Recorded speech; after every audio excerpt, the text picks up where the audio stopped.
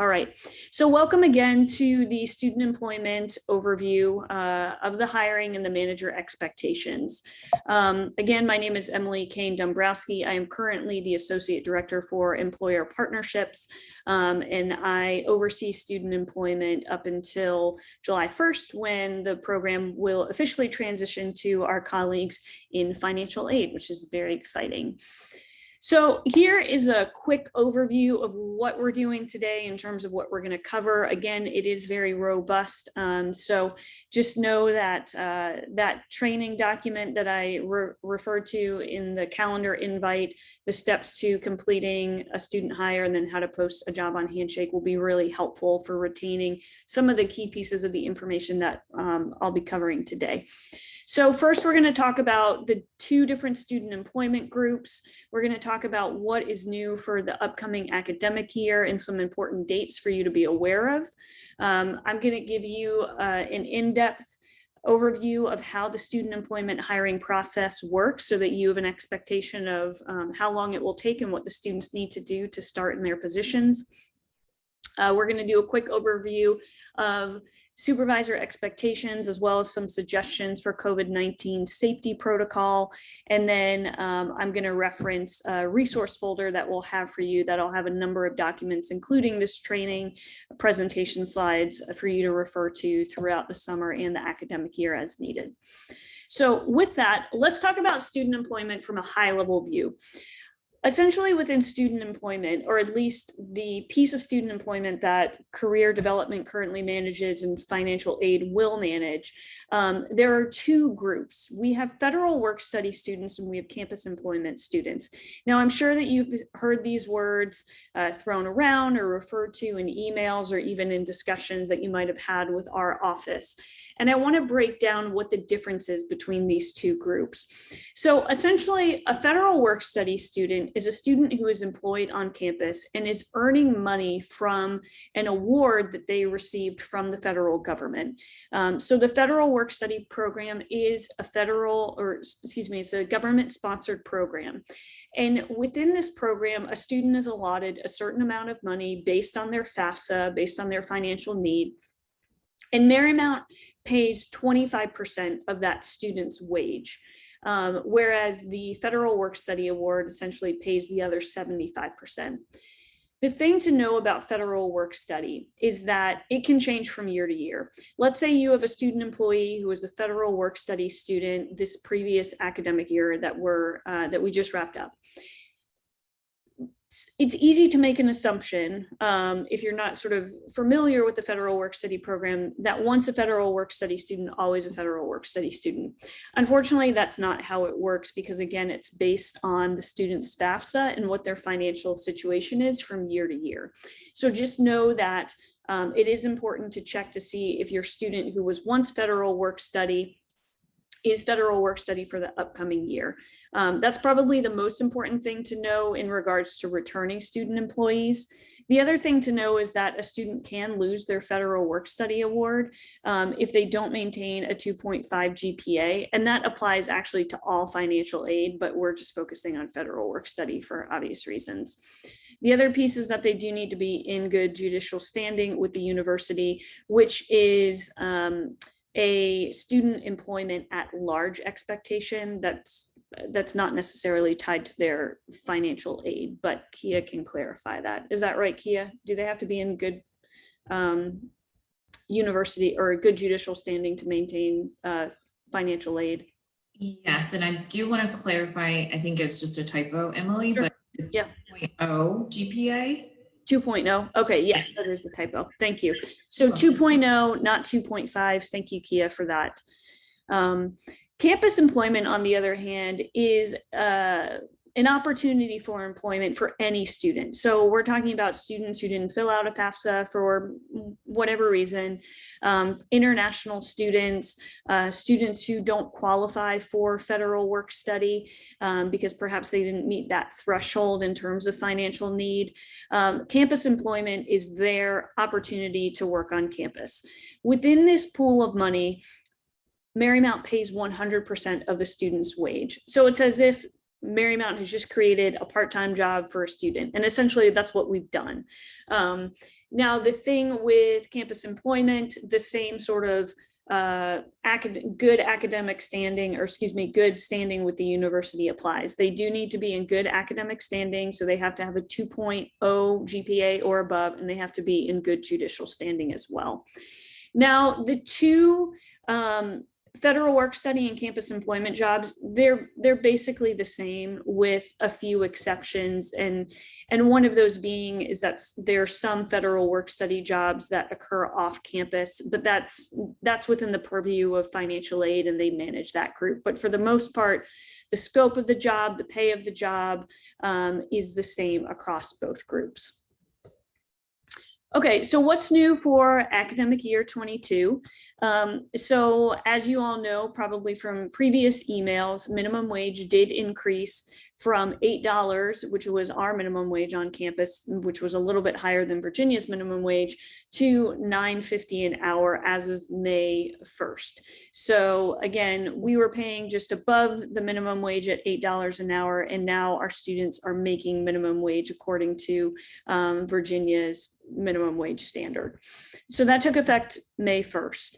Minimum wage will increase again for the state from $9.50 to $11 an hour on January 1st. This is really great for the student, but as I'll talk about a little bit later, it's difficult for the overall operating budget of student employment.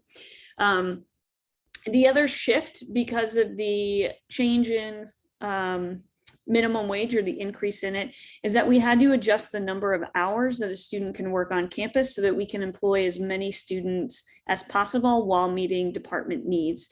So this year, students can work up to 10 hours a week on campus when classes are in session. When classes are not in session, let's say for winter break, students may work up to 15 hours a week. Now, I want to note too that a change for this year is that only essential employees are going to be able to work on campus during breaks. So think Thanksgiving break, when the university is closed, winter break, not only the few days in between the end of finals and our winter break as a university, but also the entire winter break when the university is closed, and then spring break as well. So I'm thinking positions like the residence hall, the Lee Center, desk assistants, campus safety, and then there are a couple of employers like in the biology department that we have some animals that need to be attended to when we are away on break. Now, student employment allocations. All departments are expected to hire within their student employment allocation for this upcoming year. And again, I know that there have been significant cuts with departments, and I want to acknowledge that, and I want to acknowledge the challenge involved in that. Financial aid and Kia and I specifically painstakingly went through our budget to try to see how can we cut as few students as possible in order to create opportunities for employment and thus hopefully retention, but then also meet your department needs. We really did our best, and unfortunately it was a higher number than we wanted, where we cut approximately 40 to 50% across campus for all departments that requested student employees. To give you a little bit more context, to let you know just how challenging it is with the increase in minimum wage, we actually rolled over just over $93,000 into this fiscal year, into the academic or fiscal year 22, so this upcoming academic year. And even still with that surplus money from basically underemploying, well, we didn't have as many students working on campus because of COVID-19, which is why we had a surplus. Even with that surplus, we had to cut that much. The other thing to know as well is that minimum wage is actually going up again January 1st of 2023. And so we're not quite sure what that will look like for us in terms of student employment, but just know that these sort of growing pains with the increase in minimum wage may continue into the following academic year. But that is, let's not borrow trouble from tomorrow and sort of focus on what we have in front of us. But I did want to give you some context for why the cuts are so significant, and that we really did try our best to give as many students opportunities as possible, as well as meeting department needs. If you have any questions about that, or you didn't get your allocation for some reason, please email the JOC email account. And if we need to hop on a call based on a question, we can certainly do that. Okay, so here's some important dates to note. I know it's a lot, so I am going to put this in the resource folder so that you have it as a point of reference. Just going through this really quickly, on June 1st, you were able to post jobs on Handshake. June 11th is the date on which we need the names and the position information of all students who are returning to their jobs in the fall. Quick note, this does have to fit within your allocation for the upcoming academic year. So if you want to bring back 5 student employees, but you only have an allocation of 3, unfortunately, a hard decision has to be made about who you will bring back. So just to be very candid there. July 1st is when jobs will go live on Handshake. So if you post a job today in Handshake, we will likely review it, approve it, but it will not show up for students until July 1st. And that's because we want to leave room for summer student employment jobs to wrap up. They are currently still live. They will be closed on June 30th. And we want to sort of have a clean break from this fiscal year into the next fiscal year and subsequently the upcoming academic year.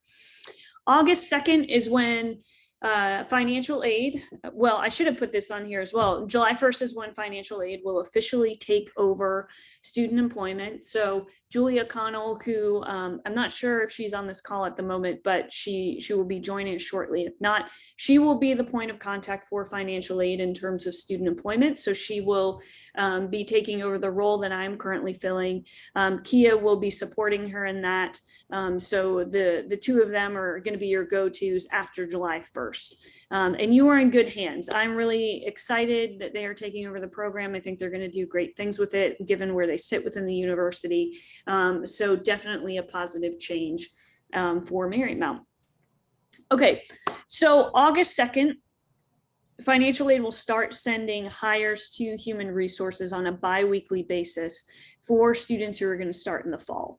The cutoff date to hire a student who will start on August 30th is going to be August 23rd. And that's because it takes time to load students into Workday and to get their paperwork complete, contracts sent out, etc. So just keep August 23rd in mind is your date to submit any new hires if you want them to start on the 30th. If you don't have an urgent need for the students to start on August 30th, you can submit it anytime that you want.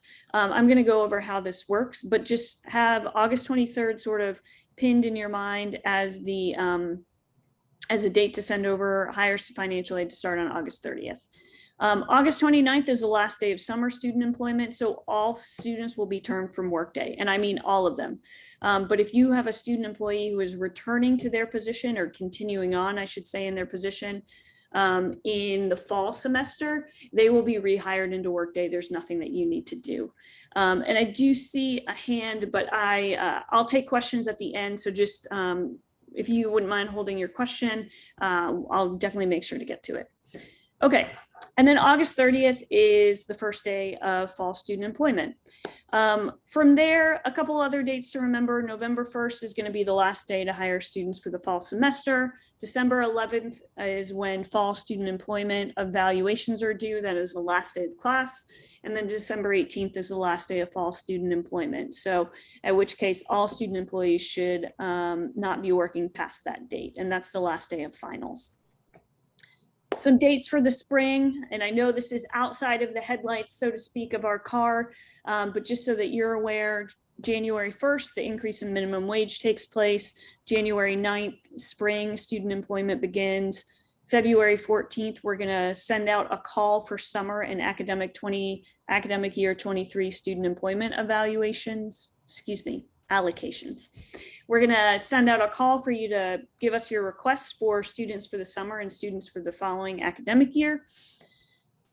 March 11th is when you will get your allocations for the summer and for the upcoming academic year. And then you'll also receive your student employment evaluations for the spring. And then they will be due on the 31st, which is the last day of, I'm sorry, they will be due on the 15th.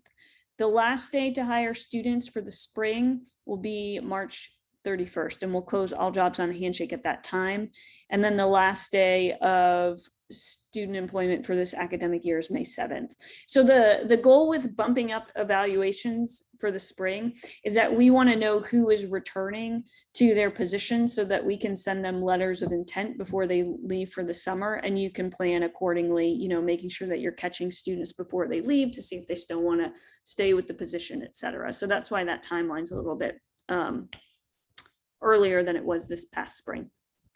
Okay, so let's get into the core of the presentation, which is how you hire a student employee. So first, you need to prepare your position description. You can use a position description from a previous year. Just make sure that the language is updated for the upcoming academic year. At a minimum, you need to have where the job is located. You need to state the purpose or the role of the position within the organization. So why does the position exist for your department? What purpose does it hold? You need to list the position duties and responsibilities and any general or specific qualifications. In that resource folder, I will also have a sample position description for you if you have never written one before, or you need to spruce up the one that you have. Some language that you definitely have to have in the position description, which is also in the guide to how to post a job on Handshake. I'm sorry, I skipped ahead. Is that you have to have this language in the position description.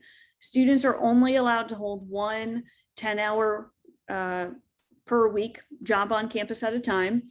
Students have to be enrolled full-time or part-time for the entire student employment experience, and students have to be willing to commit to work for the entire employment period unless something is arranged otherwise between you and the student.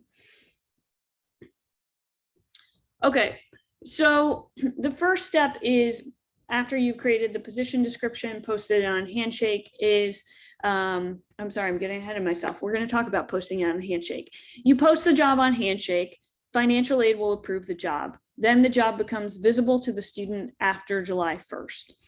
The student then will apply to a job. And the thing to know here is that student has to have an approved resume on Handshake before they can apply to a job on campus.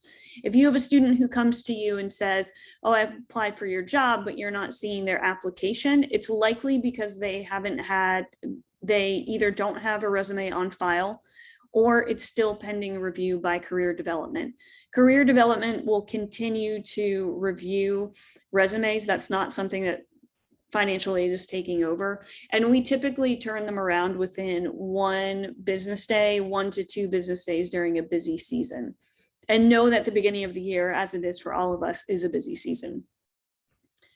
An on-campus employer then reviews its applicants and identifies the students that they'd like to hire, and they mark them hired on Handshake. Now, I want to make it really clear that by marking them hired on Handshake, that's not hiring them. I know it's confusing language. It's just the system that we have to work with. Think of it as giving them an offer, or think of it as just informing them that you intend to hire them. So just make sure you're clear with that with the student. So it's essentially a notification to the student, I'm interested in hiring you, and I'm going to advance you to the next step. Now, hopefully you've had a conversation with them or an email with them that explains that anyway. So that piece is really just a formality to mark them as hired on Handshake. Okay, now you may be wondering, in light of allocations, is the student that I want to hire a federal work study student? Unfortunately, as an employer, you can't see that information because Handshake doesn't set up the platform that way. But what you can do is email financial aid at joc@marymount.edu to ask if a student is federal work study or not. And again, just remember that a student's federal work study status can change from year to year. Okay, so you have selected your candidates, and now you want to request a hire from financial aid. What you will do is you will fill out the 2021, 2022 handshake new student reporting form. I'll just show you what that looks like really quickly. It's going to look like this. It is in the document that I sent you all, super easy to fill out. There's not a lot of student information that you need in particular, aside from their email address and of course their name. So you'll submit that form. Financial aid will submit student hires to Human Resources at the end of the business day on Monday and Thursday of each week. Now, if you're wondering why don't we do it every day, it actually becomes pretty complicated to send hires over every day because of the way that they load students into Workday. To give you a very brief overview of how we make the sausage, so to speak, Workday is currently not designed to hire student employees directly into the system. So we have created a workaround to put them in the system. And so it takes time to do it. And so the way that we streamline the work to make it most efficient is that we do loads into Workday twice a week. And so Human Resources, as you can see in that third bullet point, will load students into Workday on Tuesdays and Fridays. And then the earliest a student would be able to start in their position is the Monday of the following week. Now, keep in mind that a student, if they're brand new to Marymount, is going to have to do onboarding paperwork. So that will make a difference in terms of when they start in their position.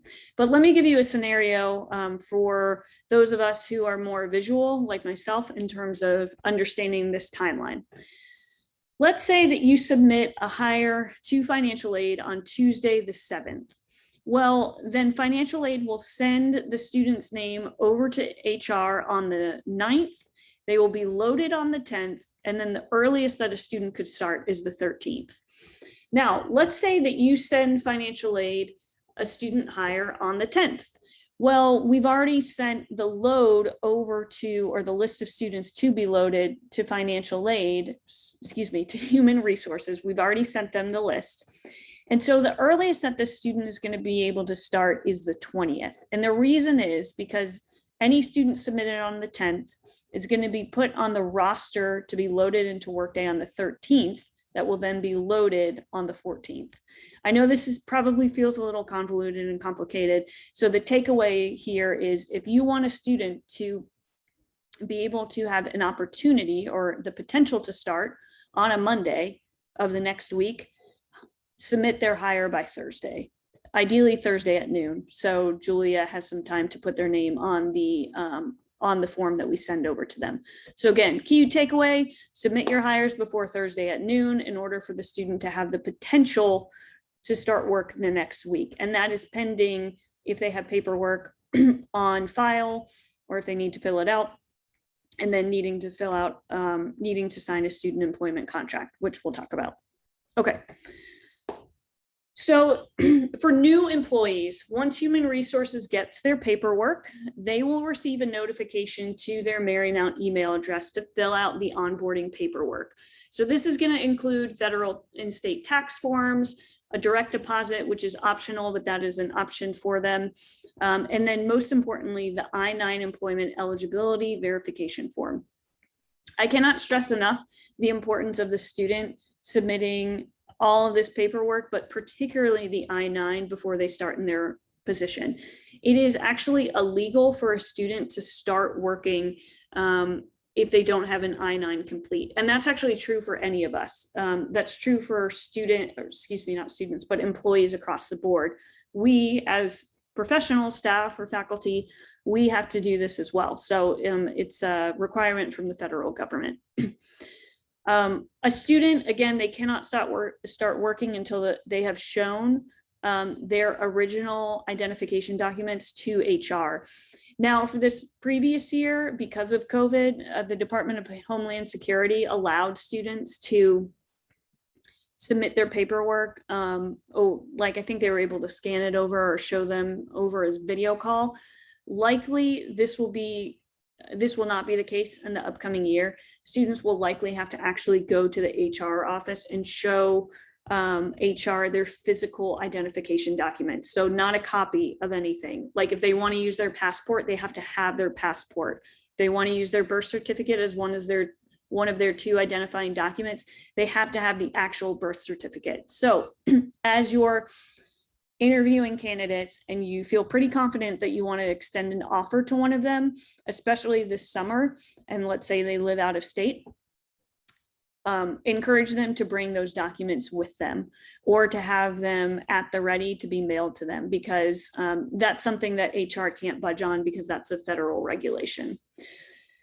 The other thing to know is if you want to hire an international student, which if you do, that is a great thing, and I encourage you to do so if you find the right candidate, is that they cannot work until they've obtained a social security number. So I'll just be very transparent with you. The process of getting them hired will take a little bit longer. Do not let that deter you from hiring them though. So the process that they have to go through, and this is nothing that you need to remember, but I want to just give you, again, we're sort of pulling the curtain back to let you know how all the cogs work together, is that if you want to hire an international student, they have to request a student employment contract from financial aid. They will then submit that to a portal set up by the International Student and Scholar Services Office, where they upload the student employment contract to request a letter of endorsement to apply for a social security number. They will provide them with the letter of endorsement, assuming that everything checks out with them being able to work on campus, and provide them with instructions for how to apply for the social security number. The student then takes that contract, the student employment contract, their letter of endorsement, and other required immigration documents to the Social Security office to apply for a social security number.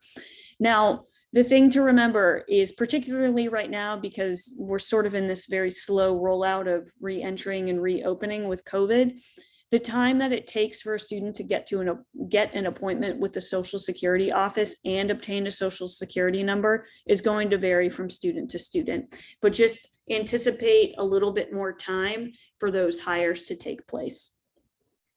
Okay, let's hop back to the process. That was sort of like a little commercial break. Let's assume that your student has worked on campus before. They don't need to fill out HR paperwork. That is great. Their process is going to be a little bit faster than those who are brand new. So basically, HR will inform financial aid that a student has hiring paperwork on file, and as far as they're concerned, they're good to go. From there, from there, financial aid is going to send the student a student employment contract. So regardless of whether a student is new or returning, HR is going to notify financial aid when a student is good to go on their end. At that point, I'll come back to this. At that point, the student will receive a student employment contract from financial aid. It essentially is a document where a student agrees to the terms of their employment, the pay, the number of hours per week, who they're going to be reporting to, the department, the position, all of that. It's essentially an offer letter. So, and you might be wondering, well, why don't you do that before we do the paperwork? Because it can be confusing to receive an offer letter, sign a document, and then a student could think, oh, now I'm good to work. If one doesn't realize that you have to do onboarding paperwork, which I would be very impressed if a student knew that sort of outright. This is a way for us to safeguard that a student is signing off on the position that they apply to, they agree to the terms, and making sure that they have the appropriate document on file before they start working, which is all the HR onboarding paperwork. So it's a way that we safeguard our students from starting before they're supposed to. Now, I want to hop back to this pro tip really quickly. Again, as I said, Workday in its current form for Marymount doesn't have sort of a student employment component in which we can easily load students into Workday. So we have created a workaround thanks to our colleagues in HR. They've done a great job with that. And so with that in mind, a student may very well show up on your Workday team after you've hired them. But just know that doesn't mean that they've actually been officially hired in terms of completing HR onboarding paperwork and completing the student employment contract. So what you need to wait for in order for a student to work is a confirmation email. Now, Kia has graciously decided to take me on as a student employee. So excited to work in Kia's shop. And you will receive an email that looks a lot like this. Essentially, a form email stating thanks for completing your contract for this upcoming academic year. You're able to start as of August 30th. Please contact your supervisor regarding your schedule if you haven't done so already. This is the email you want to look for. If you have not seen this email, or if you're unsure where a student is in their onboarding process in terms of completing the hiring process, email JOC. Do not assume that a student has completed their paperwork, even if they tell you they have, because sometimes students just aren't aware of all of the moving pieces. That's super, super important. So again, when in doubt, contact JOC, and you will receive an email like this when your student is cleared to start. Okay, the key takeaway, if you remember nothing else from this piece of the training, just know that it takes between 5 to 10 business days for a student to complete the hiring process. 10 is on the longer end, 5 is sort of the average. I've seen students go through the hiring process faster, maybe like 3 days, but that's assuming that it's a low volume time for hiring. A student already has paperwork on file, or they've done it very quickly. So know that below 5 days is not the norm. So on average, it takes between 5 to 10 days. And again, that's not accounting for our international students who may take a bit longer if they need a social security number. Now, I know you may be thinking that feels like a lot of time. Why can't they just start immediately? They're students. Totally get it. Think of student employees as just a normal employee, because in the eyes of HR, the federal government, they're simply an employee. They don't differentiate between pro staff, part-time staff, or students. So just if you look at it from that context, or from that lens, that might be helpful to know why it takes a bit longer. Okay, so in terms of supervisor expectations, just as sort of like the broad overview, there are a number of other things that you'll be expected to do as well, which is, give feedback when appropriate, set schedules, things like that, all the things that a typical manager would do. But the ones that I want to highlight is you have to confirm that a student has completed every step of the student employment process before they can start work. Again, if you have that email, that confirmation email, that's all you need. You don't need to check in with us for every student to begin work. If you have that email, that is your confirmation. They are good to go. And again, contact JOC if you have any questions about that. You need to, as their manager, verify and approve their timesheets and workday by 5 p.m. on Tuesday following the close of a pay period. So for example, I believe, let's say the pay period ends this Friday. I don't remember if it does or not, so don't quote me on that. I don't want you to think that we're going to get paid and we don't. Let's say the pay period closes on Friday. Students have to submit their time by Monday at 5 o'clock, and then you need to approve it by Tuesday at 5. Now, just a little inside tip, this is not to be shared with students, but students can actually submit their time up until 5 o'clock on Tuesday.